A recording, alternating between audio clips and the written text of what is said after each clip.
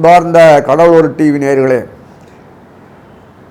கிருஷ்ணன் ராஜகோபாலன் காலை நல்வணக்கத்தை தெரிவித்துக் கொள்கிறேன். வைகாசி மாதம் குரோதி வருடம் வைகாசி மாதத்தினுடைய ராசி பலனை பார்ப்பதற்கு முன்னாடி அந்த மாத கிரகங்களுடைய நிலைமையை நம்ம பார்த்தா தான் உண்மையை நமக்கு நல்லாவே தெரியும். முக்கியமாக வைகாசி மாதத்தில் சூரியன் எப்போதுமே வைகாசின்றது ரிஷபத்தில் இருப்பார். அவர் கூட குரு இப்போ இருக்கார். சூரியன் குருவே பெரிய யோகம் தான், சௌபாக்கிய யோகன் பேர் என்னெல்லாமோ சொல்லிக்கோங்க. அது கொடுக்க ஆரம்பிச்சதுன்னா உங்களால் ஜீரணிக்க முடியாது, அதான் உண்மை. அதோட வேடிக்கை என்னென்னா, செவ்வாய் இந்த வருஷம் ராஜா, அவர் தான் ராஜா. அடி தடி வதா குத்து இனிமேல் பார்க்க போகிறீங்க. இந்த மாதத்துலேருந்து ஜூன் 4ஆம் தேதியிலேருந்து பார்க்கலாம். அது பார்க்கலாம், நல்லாயிருக்கும். இப்போதைக்கு சொல்லிடுறது, செவ்வாயும் ராகு ஒன்றா கூடினால் மீனத்தில் உட்காந்து மோட்சஸ்தானங்களோட மீனத்தில் உட்காந்துட்டு அங்கேருந்து தன்னுடைய ராகு தன்னுடைய பாறையை பார்க்குறாரு. செவ்வாய் 18ஆம் தேதி வைகாசி மாதம் 18ஆம் தேதி மாரி தான் செவ்வாய் மேஷத்துக்கு போவார். அதுக்கு முன்னாடி மேஷத்தில் உட்காந்துருக்கிற அந்த புதனும் சுக்கிரனும் இருக்கு பார்த்தீங்களா, ரெண்டுமே மாம மச்சான் தான். அவரை கொண்டாடி அவர் சகோதரி கல்யாணம் பண்ணி மச்சானுக்கு கூடயே போக வேண்டியது. ஒரு 4 நாள் கேப்லேயே விட்டு போவாங்க. இப்போன்னா 7ஆம் தேதி விச்சிகத்து சுக்கிரன் போவார். உடனே 11ஆம் தேதி புதனும் இதுக்கு ரிஷபத்துக்கு போவார். 2 பேர் ரிஷபத்துக்கு போயிடுவாங்க. ரிஷபத்தில் எதுக்கே சூரியனோட குரு இருக்கார், புதனும் சுக்கிரனும் உட்காந்துட்டாங்க. எப்பா தாங்குமா, வழிஞ்சி ஓடும். இயற்கை செல்வங்கள்லாம் கொட்ட போகிறார். நம்ம பயன்படுத்தவே தெரியாது. நம்ம வழக்கம் போல் எல்லாத்தையும் பாழாக்கிட்டு நிவாரணம் கேட்போம். அது வாழ்மூல் தான். அது இப்பேற்பட்ட தன்மையில் இருக்கும்போது, செழிப்பாக இருக்கும்போது, இயற்கை வளம் வரும் நல்லா விற்கிறதுக்காக வேண்டி பஞ்சபூதங்கள் செம்மத்தியாக செயல்படும் போது பார்த்தானே ஆச்சரியமாக இருக்கும். ஒரு விஐபி வரான்னா என்னென்னா ஏற்பாடு பண்ணுறோம் தடபடல், அதே மாதிரி நடக்கும். ரொம்ப ஆச்சரியமான விஷயங்கள் நடக்க போகுது. சந்தோஷமான விஷயங்கள், மகிழ்ச்சிகரமான விஷயங்கள், அனுபவிக்கக்கூடிய எல்லா விஷயமான எல்லா இவங்களும் வயிற்றில் கையில் பையில் இனிமேல் பேக்கெட்டே போகாது, அவ்வளோ இருக்கும். சொத்து புத்தெல்லாம் அவங்களுக்கு வேண்டிய அளவுக்கு எல்லாரும் கிடைக்கும். அதுக்காக நான் மொத்தமே வாங்கி போகிறேன்னு எல்லாம் நடக்காத காரியம். இருக்கிறத பிடிங்கிட்டு போடுவார். எல்லோரும் வீடு வசதியோட தரித்திரம் போடும், ஃபஸ்ட்டு தரித்திரமும் போயிடும். வீட்டுக்காக திறந்து கூட வைக்கலாம், எவனும் கொள்ளடிக்க மாட்டான், ராமராஜ்யம் மாதிரி. ஆனால் அதுக்காக பண்ணாதீங்க. எல்லா விஷயத்திலும் நல்லது உள்ளதுக்கு நிறைய நமக்கு சூழ்நிலை உண்டாகும் போது நம்ம தனியாக வாழக்கூடாது, சமுதாயம் வாழணும். அந்த அண்ணன் அனுபவிங்க, சந்தோஷப்படுங்க, வெற்றி வாழ்க்கை போகாதீங்க. ஏதோ வெளிநாட்டில் பண்ணுறான்னீங்களே, அப்போ அந்த மாதிரி தான் நமக்கு நினைக்கும், 0 ஆகிடும். பிரிட்டிஷில் கூட பிரிட்டனில் அங்கெல்லாம் கூட மழை நாசம் பண்ணியிருக்கு. இதுக்கு வார் த்ரெட்டு எல்லா இடத்துலையும் இருக்குது. அவனை அழிக்கிறான். ரஷ்யா மூக்கோடு வச்சு நாசம் பண்ணிட்டு இருக்கு, அதுவே நாசம் பண்ணிட்டு இருக்கு. சைனா நங்கன்னு பிடி பாகிஸ்தான் கலைப்போட்டு பண்ணிட்டு இருக்கான். இது தீவிர இப்படி தான் இருக்கும். நேபாள் கேட்கவே வேண்டாம். இந்தியாவில் பார்டர் பட்டு உள்ளே பில்டிங் கட்டின்னு இருக்கான் அவங்கள்ட்ட, அதை கூட தெரியல அவங்களுக்கு இப்படி இருக்காங்க. ஸோ இதுக்காக சொல்கிறாங்க, காஷ்மீர் நம்மளுது தான். இப்போ என்னத்துக்கு தகராறு காஷ்மீரில்? இதெல்லாம் இதுன்னே கொண்டு ஆக வேண்டி நம்மளுடைய வாழ்க்கை தரம் இருக்கும்போது அந்த செவ்வாயும் புதனும் சுக்கிரனும் போய் சேர்ந்த உடனே செவ்வாய் உடனடியாக மேட்ச்சுக்கு வந்துடுவார். ராகு தனியாக இருப்பார். சனீஸ்வரன் அழகாக கும்பத்தில் உட்காந்துருக்கார். சூப்பராக உட்காந்துட்டு சூரியனுக்கு கேந்திரம், புதன் சுக்கிரனுக்கு கேந்திரம், அந்த குருக்கு கேந்திரம். இந்த மாதிரி கேந்திரத்தில் வரும்போது ஒன்றுத்துக்கு ஒன்று பார்த்துக்கணும் அவசியமே இல்லை. நெட்வொர்க் பிரகாரம் தானாக கொட்டிடும். அத்தனை கிரகம் யோகம் கொடுக்கறது. ஒன்று கூட மறைவு யோகம், பொண்ணாக்கட்டி யோகம், அந்த யோகம்லாம் கிடையாதுங்க. நம்ம சொல்லிக்கலாம். வேணாம், நீ மறைஞ்சிருந்தானா உனக்கு தான் வராது தவிர மொத்தமாக கொடுக்கதான் போவான். எப்படியாவது யார் மூலமாக அவனுக்கு சேரும். அதனால் நமக்கு புரிஞ்சுக்கோ, நெட்வொர்க் நன்னா ஒர்க் பண்ணும். சேட்டலைட் கொண்டு எங்கேயோ வச்சுருக்கானே, அது பாழாயிடும். அதான் ரொம்ப கஷ்டமாக இருக்குது. நம்ம ஆளுங்களே அழிப்பானுங்க வெளிநாட்டில் உட்காந்துட்டு. ஸோ இதுக்கு சொல்கிறேன்னா, கடல் கடந்து திரவியந்தீடெல்லாம் போக வேண்டாம், இங்கேயே கொட்ட போகுது. கடல் கடந்து திரவியந்தீடெல்லாம் இங்கே திருப்பி இங்கேருந்து சுடின்னு போட்டால் உண்டு. இங்கேருந்து கொண்டு போனால் தான் எல்லாமே தூங்குறதுலேயும் நல்லா இருக்கும். கண்ணு கூட பார்க்கலாம். நல்ல காலம் குடி தண்ணி ஊற்றுற இங்கேருந்து வெளிநாட்டு போகிறதில்ல. இது எப்படி இருந்தாலும் இந்த மாதத்தில் கிரகங்கள் வரிசையாக கும்பத்திலேருந்து ரிஷபம் வரைக்கும் 2 இருக்கும். இந்த மாதம் முடிவில் வரும்போது, அதாவது மாதம் முடிவுன்னு சொல்லக்கூடியது 31 மே சொல்லக்கூடியது உங்களுக்கு மேஷ செவ்வாய் போவார். இங்கிலீஷ் சொல்கிறாங்க. அதே மாதிரி ஜூன் மாதம் 30ஆம் தேதி, ஜூன் மாதம் அந்த 11ஆம் தேதி அன்றைக்கு தான் பின்னாடியே புதன் பின்னாடியே சுக்கிரன் போய் மீனத்தில் உட்காந்துப்பாங்க. எவ்வளோ அழகாக இருக்கு பாருங்க. ஆக மொத்தம் இதை பார்க்கும்போது கேது எப்போதுமே இது கண்ணியில் இருப்பார், ராகு மீனத்தில் இருப்பார். பார்க்கலாம், வேடிக்கை. நமாஷ். இனிமே ஒவ்வொரு ராசி பலனை பார்ப்போம். செய்வினை ஏவல் பிரச்சனைகளில் இருந்து முழுவதும் விடுபட, செய்தவர்களுக்கே திருப்பிவிட, கணவன் மனைவி பிரச்சனை விலக, தவறான உறவில் இருந்து விடுபட, தொழில் வியாபாரத்தில் முன்னேற்றம் அடைய, அதோடு தொடு வசியமை மூலம் விரும்பியவரை வசியம் செய்ய, எதிரி ஸ்தம்பனம் மை மூலம் எதிரிகள் துரோகிகளை உடனே அடிப்பணிய செய்ய நம்பிக்கையுடன் தொடர்பு கொள்ளுங்கள். ஜெயா டிவி புகழ் மேல்மருவத்தூர் ஞானகுரு அவர்களை. மிதுன ராசி நேயர்களே, வைகாசி மாதம் ராசி பலன் பார்க்கும்போது மே 14 முதல் ஜூன் 14 வரைக்கும் 32 நாட்கள் வைகாசி. இந்த நாட்கள்லாம் பார்க்கும்போது பொற்காலம் அப்படி சொல்கிறோம் பார்த்தீங்களா. பொற்காலம் புத்தர்கள் ஆட்சி ஆகும்போது பொற்காலம் ஆகலாம். அந்த காலத்தில் இந்த பொற்காலம்ன்ற காலத்தில் ஏன் அப்படி சொல்கிறேன்னா, நவகிரகங்கள் சந்தோஷம் மகிழ்ச்சியாக இருக்குது. ரெண்டாக உட்காந்துருக்குங்க. அது என்ன பியூட்டின்னா, ராகுவோடு செவ்வாய் இருக்கார். ஏன்னா ராகு ஓவரால் பகவான் கிருஷ்ணனுடைய 2 மெய்காப்பாளர். அதான் ராகு கேது. என்ன தலையும் இல்லை வாழும் இல்லைன்னா தலையை உண்டாக்கி ஒரே உயிரை 2ஆக பிரித்து அதில் பாதி வச்சுருக்கார். நடுவில் கேப்பு. என்னது கேப்பு? என் கண்ணு உங்கள் ஒன்றுக்கும் தெரியாது. மொத்தத்துக்கு இருக்கு பண்ணுறதுக்கு உண்டான சேட்டலைட் இது. அதை வச்சு தான் நடத்துகிறான். நம்மளெல்லாம் மேய்க்க முடியுமா இல்லைன்னா உலகத்தில்? அதுதான் பார்க்குறீங்களா எல்லாம் எப்படி பண்ணுறாங்க. அர்த்தம் இல்லாமல் தகராறு வண்டை போட்டு வச்சுக்கிறாங்க வெளிநாட்டில். ஒரே துப்பாக்கி அது இது குண்டு வெடிகுண்டு என்னெல்லாம் அழிக்கிறதுக்கு உண்டானதெல்லாம் பண்ணுறாங்க. அப்போ கூட அழியலை. அது ஆச்சரியமாக இருக்குது. பில்டிங்லாம் உடச்சி எந்த பண்ணுறாங்க. பகவான் அழிக்கிறான், அதனால அழிகிறது, அவ்வளோதான். எதுக்கு சொல்கிறேன்னா, இந்த மிதுனத்தை பொறுத்தவரைக்கும் பகவான் புதனுடைய வீடு இது. அந்த வீட்டில் இப்போதைக்கு ஒன்றும் இல்லை. அவருக்கு அயனசைன போகத்தில் தான் அத்தனை கூத்து நடக்கிறது. அந்த ரிஷபத்தில் தான் அயனசைன போகம் சொல்லக்கூடிய அந்த வீட்டில் சூரியன் வைகாசி மாதம். குரு கவலைப்படுவான், இப்போதைக்கு நகரப்போவதில்லை. குரு மிதுனத்துக்கு பாதகாதிபதி, காரகாதிபதி, எல்லா மகாதியும் அவர் தான். சப்தமாதிபதி எல்லாம் அவர் தான்.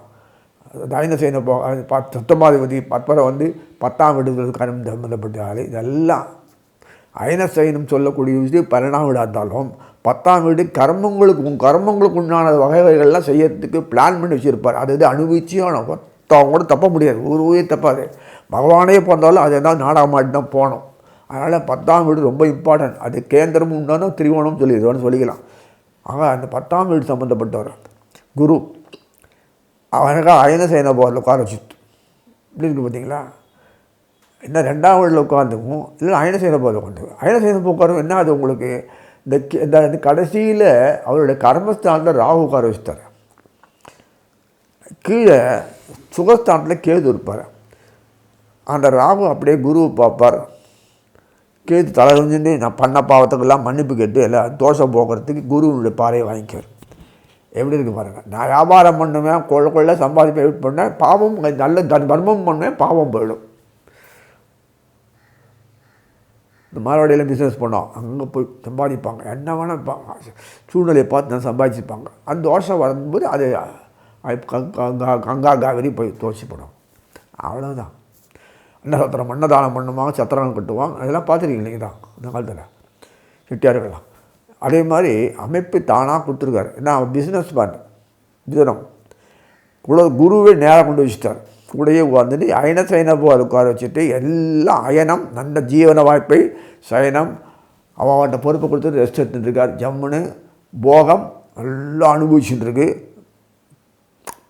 அப்புறம் இத்தனையும் 3 ஓணுன்னா எல்லாம் டீம் ஒர்க் பண்ணி எல்லாம் பொக்காவாக இருந்தால் தான் அனுபவிக்க முடியும். இல்லைன்னா கோட்டை இருந்தால் வெளில போடும், எல்லாம் பழகிடும். எந்த விதப்பும் இல்லாமல் பீஸ்ஃபுல் லைஃப்பில் இருந்துட்டு எஸ்டாப்ளிஷ் பண்ணிட்டு வெளிநாடெல்லாம் 0 ஆக்கிட்டு இப்போ அங்கே போய் எஸ்டாப்ளிஷ் பண்ணி சம்பாதிக்கிற அளவுக்கு பண்ணுறாரு பாருங்க. பழையன கழிதல் புதியன சேர்த்தல் மாதிரி சுற்றி நாசம் பண்ணியாச்சு. அவங்க கொண்டு மறுபடியும் வியாபாரம் ஆரம்பிக்கணும். எப்படி இருக்குது பாரு அனிமையாக. ஸோ இதெல்லாம் பிஸ்னஸ் பண்ணது தகுந்த மாதிரி பண்ணுறதுக்கு அளவுக்கு புதனுடைய பூர்வ புண்ணியாதிபதி யாருன்னா சுக்கராச்சாரியார் தான் தினத்துக்கு. அவரும் முன்னாடி குறைச்சிட்ருக்கார். குரு சுக்கரன்னு பின்னாடி புதன். அப்புறம் செவ்வாய் மேஷத்துக்கு வருவார். செவ்வாய் எதுக்கு அங்கே உட்கார வச்சுட்டு அப்புறம் வர வச்சார்னா, கர்மஸ்தானத்துக்கு செவ்வாய் முக்கியமான ஆளர். உணர்வுகள், செயல்பாடுகள். அவர் தான் இந்த வருஷம் ராஜா வேறு, இந்த குரோதி வருஷத்தை ராஜாவை. அதனால் இத்தனை இதுக்கும் காரணம் கூடிய அமைப்பு அரசன் அங்கே உட்கார வச்சுட்டு அந்த இடத்துல அதுக்கப்புறம் மேஷத்துக்கு கழுவார். லாபஸ்தானத்தில் உட்கார வைப்பார். 10லேருந்து 11ஆம் வீட்டில்.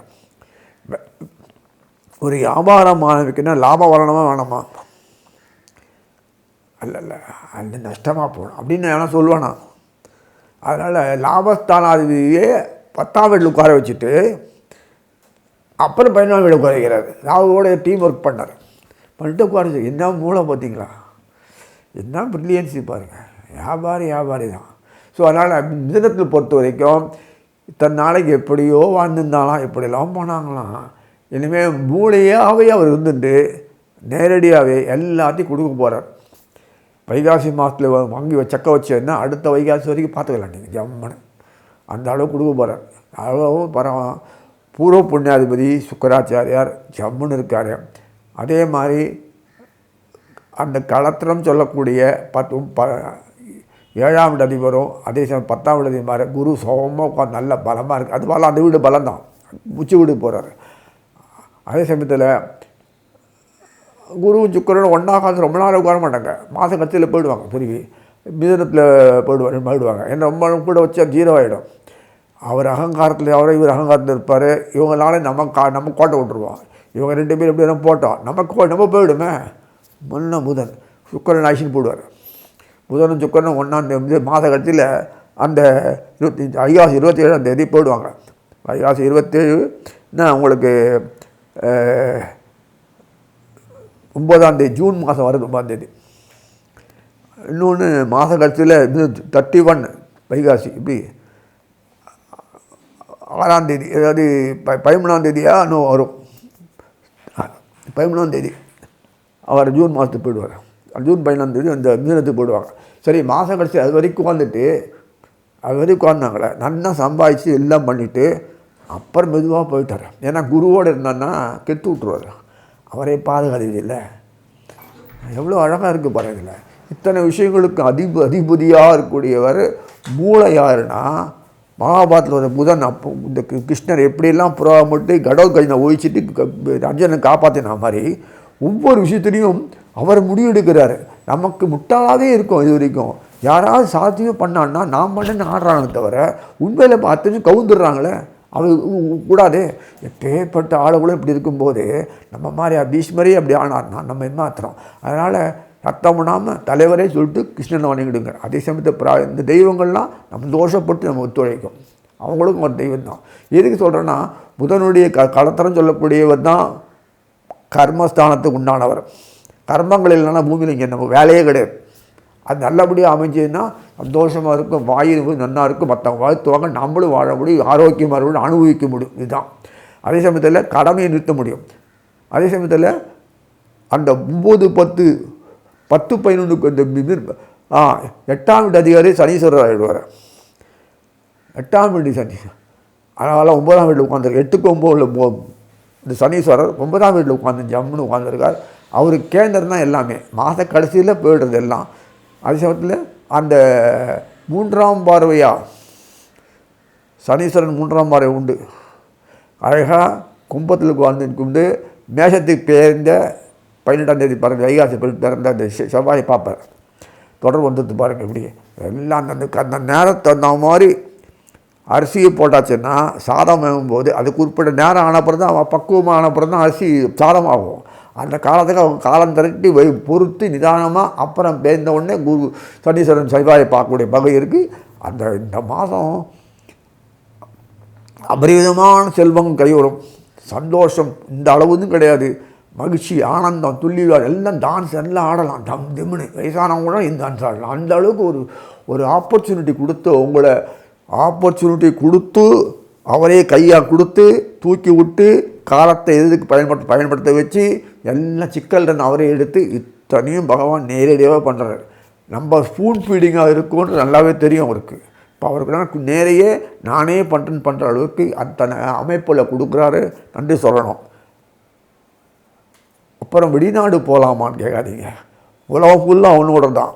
வெளிநாடு சர்வசாதாரணம் நீங்கள் போயிட்டு வரலாம், நல்லா ஏர்ன் பண்ணலாம். ஏன்னா அங்கே 0 ஆக்கிட்டா தான் வயிற்றில் பசி உண்டாக்கினா தான் சாப்பிட முடியும். சாப்பிட்றதுக்கு உண்டான வழியே இல்லை. அடியோடு ஒழிச்சிட்டானா ஐயோ சொல்லிட்டு போட்டு ஏதாவது வழி பண்ணுங்கன்னு சொல்லிட்டு பிச்சை எடுக்க முடியாது. சாப்பிட்ற அளவுக்கு உண்டாக்குவான். அதுக்கு உண்டானது வழியெல்லாம் பண்ணி நீங்களே பண்ணி எல்லாம் பண்ணி காசு நல்லா சம்பாதிச்சு அங்கேயும் எஸ்டாப்ளிஷ் பண்ணி இங்கேயும் வாழ வச்சு சந்தோஷம் வாழ முடியும். ஸோ அந்த நேரத்தில் தான் அதே சமயத்தில் எல்லா விதமான ஃபங்க்ஷன் வீட்டு குடும்ப விஷயங்களில் நல்லா டீம் ஒர்க்காக பண்ணணுன்றதுக்காக வேண்டி தற்போதைய வெளிநாடு போயிருந்தீங்கன்னா எல்லாம் வந்துருங்க. அது ஒரு ஆள் தான் நல்லா டெவலப் ஆனப்பறம் நீங்கள் போய்க்கலாம் அப்படின்னு நீங்களாம் ஒரு முடிவு எடுக்கணும். எடுத்தால் தான் இங்கே வாழ முடியும். இல்லைன்னா வாழ்க்கையை இவ்வளோதான் வாழ்க்கை, மூப்பு வந்துடும். அப்போ யார் உங்களுக்கு செய்வா? நிறைய பணம் கொடுத்தேன்னா அடக்க வேண்டியது ஹாஸ்பிட்டல் தனியாக நர்சிங் ஹோம் எடுக்க வேண்டியதான். எதுக்கு சொல்கிறேன்னா குடும்பத்தோடு அனுபவிக்கிறது தான் வாழ்க்கை தவிர இஃப் யூஆர் லூசிங் நீ விட்டுட்டிங்கன்னா சாகும்போது அனுபவிக்க முடியாது. தயவுசெய்து புரிஞ்சுக்கோங்க. இருக்கிற பணம் அளவுக்கு நிறைய கொடுக்குறன்னு சொல்லி வாழ்த்தி அமைகிறேன். கடவுள் அருள் டிவியை பார்த்தமைக்க நன்றிகள். மேலும் இது போன்ற தகவல்களை தெரிந்து கொள்ள கடவுள் அருள் டிவியை சப்ஸ்கிரைப் செய்யுங்கள். மறக்காமல் பெல் ஐக்கானை கிளிக் செய்யுங்கள். செய்வினை ஏவல் பிரச்சனைகளில் இருந்து முழுவதும் விடுபட, செய்தவர்களுக்கே திருப்பி விட, கணவன் மனைவி பிரச்சனை விலக, தவறான உறவில் இருந்து விடுபட, தொழில் வியாபாரத்தில் முன்னேற்றம் அடைய, அதோடு தொடு வசியமை மூலம் விரும்பியவரை வசியம் செய்ய, எதிரி ஸ்தம்பனம் மை மூலம் எதிரிகள் துரோகிகளை உடனே அடிப்பணிய செய்ய நம்பிக்கையுடன் தொடர்பு கொள்ளுங்கள். ஜெயா டிவி புகழ் மேல்மருவத்தூர் ஞானகுரு அவர்களை.